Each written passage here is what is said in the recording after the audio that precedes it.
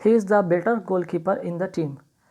देखिए अगर हम यहाँ पे देख रहे हैं बेटर और आगे लगा है द, तो द बेटर नहीं होता है, बल्कि क्या होता है यहाँ पे बेटर की जगह पे आपको क्या करना होगा, बेस्ट करना होगा। ठीक है, बात समझिएगा। He is the best goalkeeper in the team.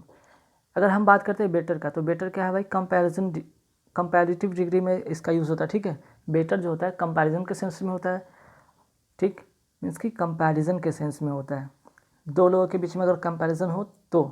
ठीक है, और यहाँ पे अगर हम बात कर रहे हैं कि he is the best goalkeeper in the team, means कि वो सिर्फ उसी की बात हो रहा है, एक बंदे की बात हो रहा है जो कि पूरे टीम में एक जो बंदा है वो बेस्ट है, सभी में वो क्या है, बेस्ट है। ठीक है, तो ये हो जाता है सुपरलेटिव डिग्री। ठीक है, ये क्या हो जाता है, सुपरलेटिव डिग्री।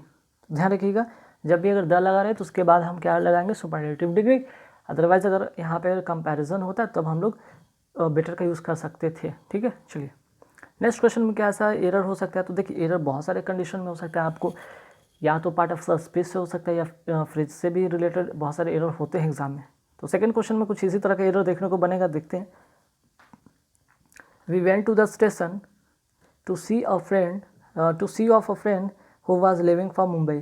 ठीक है, हम लोग स्टेशन जाते हैं, गए किस लिए, अपने दोस्त को मुंबई छोड़ने के लिए उसके स्टेशन जाते हैं। तो सी ऑफ यहाँ पे एक वर्ड दिखा हुआ है। ठीक है, तो ये सी ऑफ का मतलब नहीं कुछ होता है। ठीक है, सी ऑफ यहाँ पे एक फ्रेज का यूज़ किया गया है जिसका मतलब होता है विदा करना। ठीक है, सी ऑफ, एस डबल ई, ठीक है, ओ डबल एफ ऑफ। ठीक है, एक फ्रेज है, ध्यान रखिएगा, एक फ्रेज है जिसका मतलब होता है कि किसी को स्टेशन जाकर, एयरपोर्ट जाकर क्या करना, छोड़ना। ठीक है ना, टू सी ऑफ का मतलब होता है to go to a station and airport it is to say goodbye. ठीक है, कह सकते हैं इसको हम, सी ऑफ का मतलब कह सकते हैं कि गुड बाय। ठीक है, अब किस लिए गुड बाय, तो किसी को हम जब स्टेशन छोड़ने जाते, एयरपोर्ट छोड़ने जाते, तब हम उसका यूज़ करते हैं। चलिए नेक्स्ट क्वेश्चन में क्या है, next question, the measles are disease that causes fever and red face. ठीक है, अब मिजल्स ये क्या है, आपका एक बीमारी है ना। तो बीमारी के साथ हम लोग क्या करते हैं, सिंगुलर वर्ब का यूज़ करते हैं। मिजल के साथ आर का यूज़ नहीं करेंगे। किसी भी बीमारी के साथ हम ध्यान रखिएगा, किसी भी बीमारी का अगर हम यूज़ करते हैं उसके साथ वर्ब का, तो हमेशा किसी भी बीमारी के साथ हम लोग वर्ब का नहीं, वर्ब में सिंगुलर वर्ब का यूज़ करेंगे, मीन्स कि यहाँ पे यूज़ होगा, है ना। आर आप काटेंगे और इसका यूज़ करेंगे। ठीक है, तो तीन यहाँ पे आपने पहले एरर में देखा कि पहले एरर में हमने क्या देखा यहाँ पे कि सुपरलेटिव डिग्री का यूज़ हुआ कंपैरेटिव डिग्री की जगह पे। सेकंड हमने देखा कि यहाँ पे सी ऑफ होता है जो कि एक फ्रेज का यूज़ किया गया था, यहाँ पे सी ओ एफ ऑफ लिखा हुआ था, गलत है। और थर्ड में हमने देखा कि यहाँ पे बीमारी का नाम के साथ हमेशा सिंगुलर का यूज़ करते हैं। ठीक है, अब आगे बढ़ते हैं।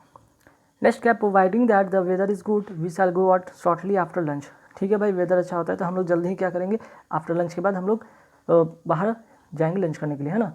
जैसे ही मौसम अच्छा होता है हम लोग कहाँ जाएंगे, लंच के लिए जाएंगे। तो प्रोवाइडिंग दैट नहीं होगा। ठीक है, प्रोवाइडिंग यहाँ पे नहीं होगा, बल्कि यहाँ पे काट कर क्या होगा, प्रोवाइडेड करना पड़ेगा। ठीक है, प्रोवाइडेड, ध्यान रखिएगा। जब प्रोवाइडेड की अगर हम बात करते हैं तो इसका प्रयोग जब कंजंक्शन के रूप में कहने के लिए हम जब प्रयुक्त करते हैं या यूज़ करते हैं कि वी मस्ट हैपन। ठीक है, जब पॉजिटिव सेंस में, ठीक है, जब पॉजिटिव सेंस में हम यूज़ करते हैं तब वहाँ पे हम लोग प्रोवाइडेड क्या यूज़ करते हैं, प्रोवाइडेड दैट, है ना, provided that the weather is good we shall go out shortly after lunch. ठीक है, कुछ देर के लिए हम लोग क्या जाएंगे, लंच करने के लिए जाएंगे जैसे ही मौसम अच्छा होता है। ठीक है, चलिए नेक्स्ट क्या है, there is a 50% chance of rain forecast for today. देखिए अब यहाँ पे 50% चांस की बात की गई रेन का, और यहाँ पे फिर से आगे एक वर्ड लिखा है कि फॉरकास्ट फॉर टुडे। तो फॉरकास्ट का मतलब ही होता है अनुमान, है ना, फॉरकास्ट का मतलब ही होता है अनुमान।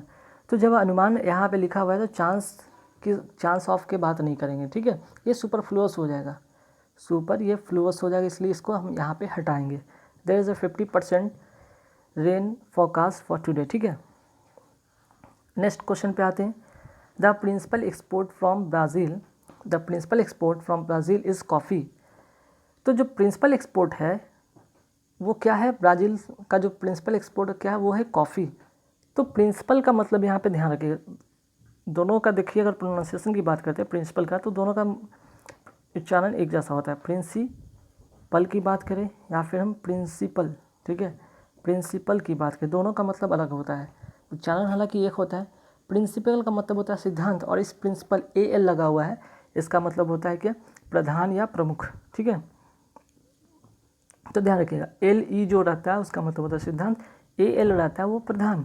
तो यहाँ कहने को प्रधान या मुख्य कह सकते हैं, प्रधान कह सकते हैं या मुख्य कह सकते हैं। तो इसका जो मुख्य जो यहाँ पे एक्सपोर्ट का है, ब्राज़ील का जो मेन एक्सपोर्ट का चीज़ है, वो मुख्य जो एक्सपोर्ट करता है ब्राज़ील वो करता है कॉफ़ी। ठीक है, चलिए नेक्स्ट क्वेश्चन पे आते हैं कि ये बहुत इंपॉर्टेंट है, 7 जो है बहुत इंपॉर्टेंट है, आप वेरी वेरी इंपॉर्टेंट कर लीजिएगा, इसमें रूल बहुत इंपॉर्टेंट है। The lawyer has plenty of clients, है ना।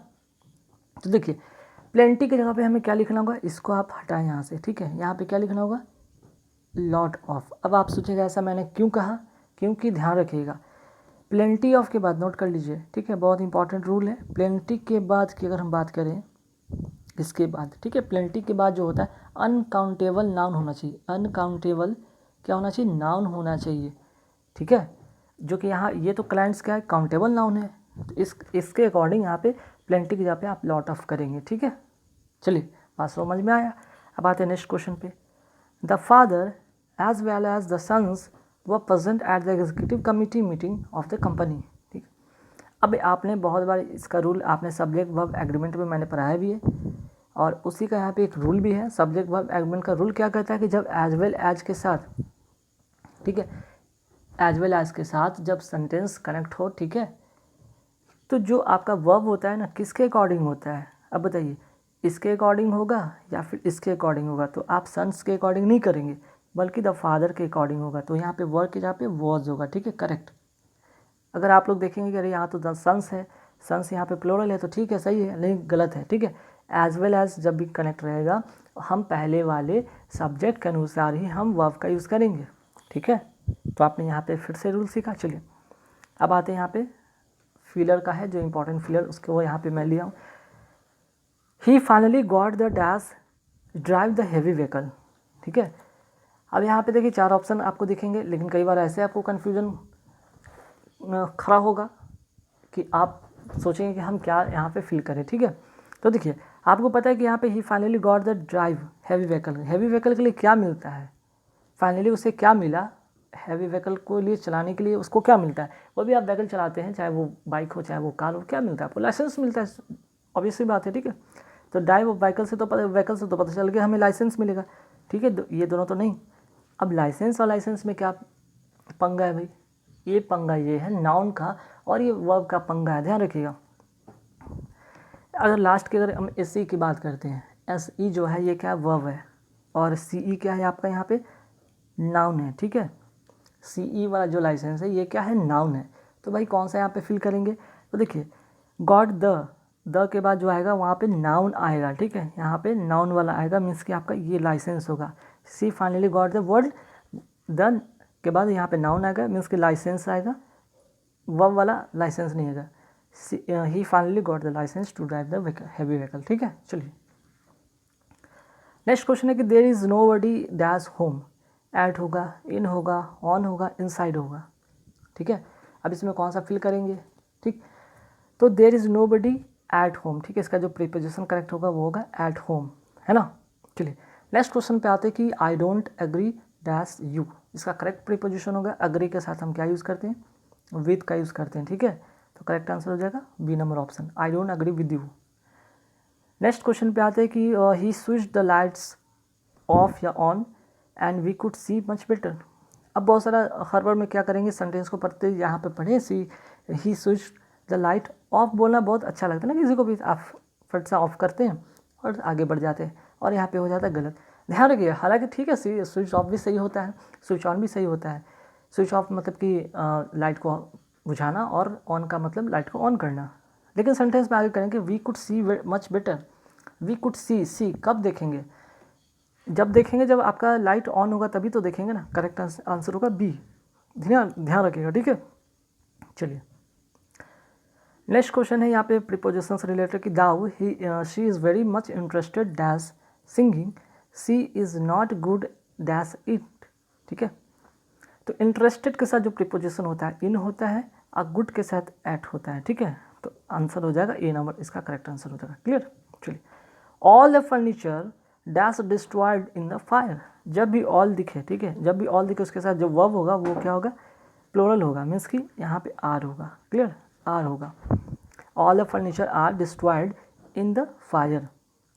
ठीक है, चूँकि पैसिव फॉर्म में है, ध्यान रखिए कि सेंटेंस जो है पैसिव फॉर्म में है, यहाँ ना वॉज होगा, ना वर होगा, ना हैव होगा। क्लियर। चलिए नेक्स्ट आते हैं। अब यहाँ पे क्वेश्चन टैग वाला क्वेश्चन आ गया। ठीक है, क्वेश्चन टैग वाला क्वेश्चन आ गया क्या कि you must consult the doctor about your cough, तो मस्ट नॉट और यहाँ पे यू होगा, मस्टंट यू। ठीक है, मीन कि जब सेंटेंस आपका जो होगा, ये सेंटेंस जो है अगर आपका पॉजिटिव है तो क्वेश्चन टैग क्या बनता है, निगेटिव बनता है। ठीक है, निगेटिव बनता है, ध्यान रखिएगा। जब सेंटेंस आपका पॉजिटिव है तो क्वेश्चन टैग निगेटिव बनता है, मीन्स कि बी नंबर इसका करेक्ट होगा। जो यहाँ पे वर्ब होगा उसी के अकॉर्डिंग यहाँ पे भी क्वेश्चन टैग बनता है। ठीक है, चलिए नेक्स्ट है मिसेस डेली इज एंग्री डैज द स्टूडेंट्स। अब एंग्री के साथ मैंने बताया था कि क्या होता है, एंग्री के साथ विद लगता है, करेक्ट आंसर विद होगा। क्लियर, एंग्री के साथ विद होगा। किसी पर्सन के साथ अगर बात करते हो तो एंग्री विद पर्सन। ठीक है, चलिए नेक्स्ट है my fathers lives in, my fathers lives dash Kodapur small village dash Andhra Pradesh. Andhra Pradesh बड़ा जगह है तो उसके लिए क्या हम यूज़ करेंगे, इन का यूज़ करेंगे। और छोटा जगह के लिए हम क्या यूज़ करते हैं, ऐट का यूज़ करते हैं।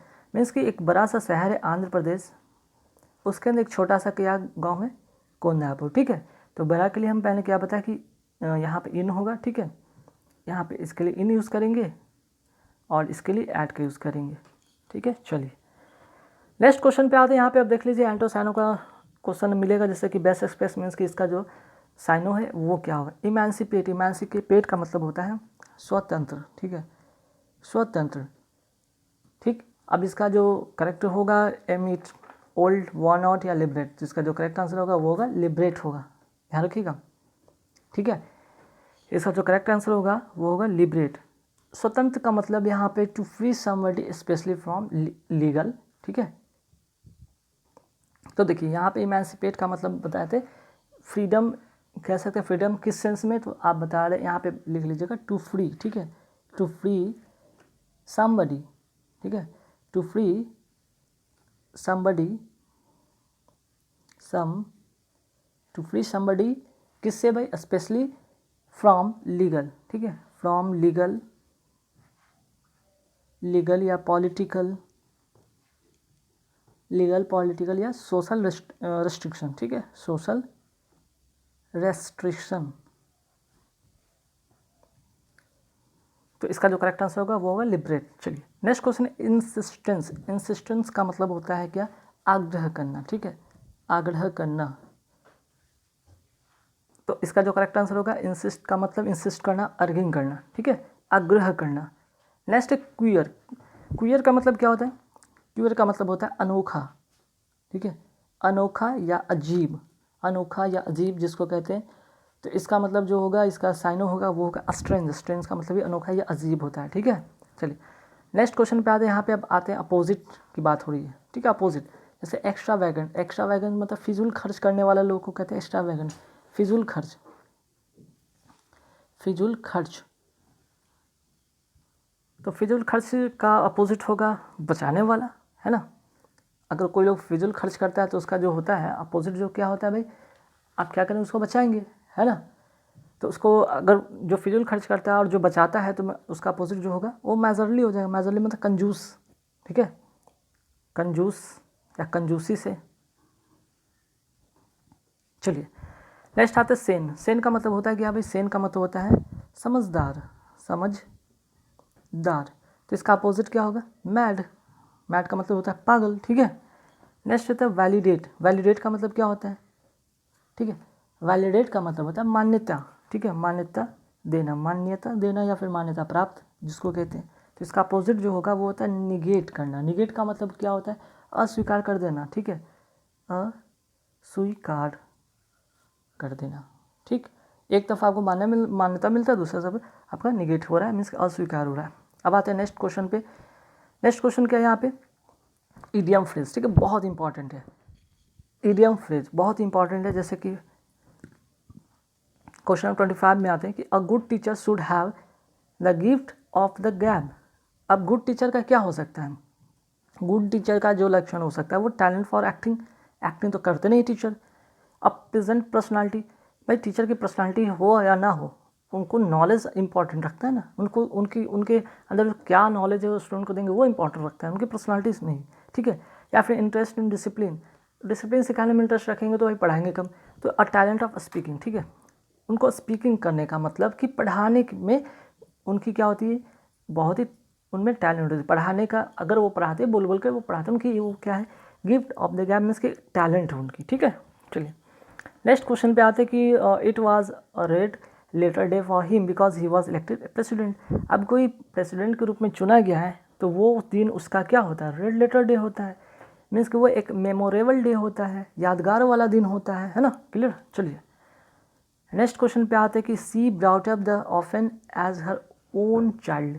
अब ब्राउट अप का मतलब ध्यान रखिएगा, इसका V2 सेंस में बनाया गया, ठीक है, इसका V2 पास्ट में कन्वर्ट किया गया तो ब्रिंग अप होता है। ब्रिंग अप का मतलब होता है पालन पोषण करना या पालना। अब ऑर्फन में जो अनाथ होते हैं उनको क्या होता है, अपने बच्चों की तरह जो वो पाली, ठीक है। She brought up the orphan as her own child, orphan को अपने बच्चों की तरह पाली। तो इसका जो ब्राउट अप का जो होता है, इसका जो फ्रेज का मीनिंग क्या होता है, उसका मतलब होता है पालना या पालन पोषण करना। इसका जो होगा फ्रेज का जो मीनिंग होगा वो होगा रियर। रियर का मतलब ये होता है सेम चीज़ पालना, ठीक है। चलिए नेक्स्ट क्वेश्चन पे आते हैं यहाँ पे सेंटेंस इंप्रूवमेंट। अब देखिए सेंटेंस इंप्रूवमेंट बहुत इंपॉर्टेंट क्वेश्चन, बहुत ही इंपॉर्टेंट टॉपिक है ये भाई, ठीक है।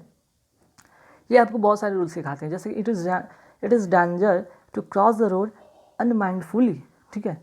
अब इट इज़ डेंजर, अब यहाँ पे क्या गलती है भाई, डेंजर होगा कि और कुछ होगा, तो पहले यार नियम समझिएगा कि क्या होता है। इट इज़ के साथ यहाँ पे क्या होना चाहिए था, है ना, तो इट इज़ यहाँ पे होना चाहिए था, इट प्लस इज़ प्लस यहाँ पे एडजेक्टिव होगा, ठीक है, एडजेक्टिव। तो डेंजर तो एडजेक्टिव नहीं है ना, डेंजर क्या है भाई, ये तो नाउन है, ये क्या है, नाउन है। हमें क्या लिखना है यहाँ पे, इट इज़ डेंजरस, ये खतरनाक है। खतरा नाउन हो गया, खतरनाक जो होता है वो होता है एडजेक्टिव। तो आपको ये टिक करना होगा, डेंजरस, डेंजरस क्या है, एडजेक्टिव है। It is dangerous to cross the road unmindfully, ठीक है। चलिए नेक्स्ट क्वेश्चन क्या है कि the cloud of misfortunes was blow out. अब जो मिसफॉर्चून दुख के जो बादल हैं वो क्या हो गए, ब्लो ओवर हो गए। ब्लो ओवर मतलब क्या होगा यहाँ पे, ब्लो ओवर का मतलब शांत हो जाना, थम जाना, इसका करेक्ट हो जाएगा, आउट नहीं होगा, ब्लो ओवर होगा। ब्लो ओवर का मतलब होता है थम जाना, ठीक है, थम जाना या शांत हो जाना। अब जो दुख के बादल हैं वो क्या होंगे, थम जाएंगे, शांत हो जाएंगे, अच्छी बात है, ठीक है। अब ऐसे कि यहाँ पे अगर बात करें, अगर ब्लो आउट अगर होता तो उसका भी मतलब जान लीजिए, ब्लो आउट का मतलब होता क्या, ब्लो आउट का मतलब होता है, हालांकि यहाँ पे तो सेंटेंस में गलत है, ब्लो आउट का मतलब फिर भी जान लीजिए, ब्लो आउट का मतलब क्या होता है, बुझाना या फट जाना, ठीक है, दो अर्थ देता है। फट यहाँ पे फटना के सेंस में भी होता है या फट जाना के सेंस में होता है या फिर बुझाना भी होता है, बुझाना, ठीक है, नोट कर लीजिएगा भाई, बहुत इंपॉर्टेंट है आप लोग के लिए, ठीक। उसी तरह एक और भी होता है जैसे कि ब्लो अप भी होता है, ठीक है, ब्लो अप। ब्लो अप का मतलब होता है विस्फोट, ठीक है, विस्फोट, ठीक है, ये भी बहुत इंपॉर्टेंट है, विस्फोट, ठीक। अच्छा एक और होता है ब्लो ऑफ। ब्लो ऑफ ये भी बहुत इंपॉर्टेंट है, नोट कर लीजिएगा, ब्लो के साथ OFF ऑफ, बहुत इंपॉर्टेंट। ब्लो ऑफ का मतलब होता है टालकर हटाना, टालकर हटाना।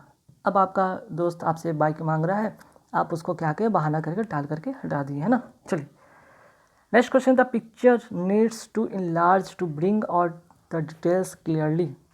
अब देखिए यहाँ पे टू, यहाँ पे पैसिव फॉर्म बनाना होगा।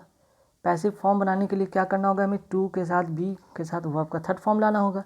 तो वर्ब का थर्ड फॉर्म कहाँ कहाँ है भाई, यहाँ पे है तो बी नहीं है, यहाँ पे है टू बी इनलार्ज सही है, और बाकी यहाँ पे तो कहीं है नहीं, तो इसका जो करेक्ट आंसर होगा टू बी इनलार्ज, ठीक है, बी नंबर इसका करेक्ट आंसर होगा। नेक्स्ट है कि he was a negative effect on teenager. तो इफेक्ट और अफेक्ट में क्या अंतर है भाई, है ना, इफेक्ट और अफेक्ट में अंतर है, ठीक है, इफेक्ट और अफेक्ट की अगर हम बात करें तो इसमें अंतर है, ठीक है, ध्यान रखिएगा। एक तरफ जहाँ पे इफेक्ट जो होता है नाउन होता है, वहीं अफेक्ट जो होता है आपका क्या होता है, वर्ब होता है ना। इफेक्ट क्या होता है, नाउन होता है, और अफेक्ट क्या होता है, वर्ब होता है। तो he was negative affect, affect मतलब प्रभावित करना, तो ध्यान रखिए नेगेटिव अफेक्ट ऑन टीनेजर। तो यहाँ पे नाउन आप हटाएंगे, उसके यहाँ पे क्या करेंगे, अफेक्ट करेंगे। कोई भी चीज़ आपको अफेक्ट करता है, इफेक्ट नहीं करता, इफेक्ट नाउन के सेंस में होता है, ठीक है। चलिए अब आते हैं यहाँ पे वन वर्ड सब्स्टिट्यूशन भी देख लेते हैं फटाफट।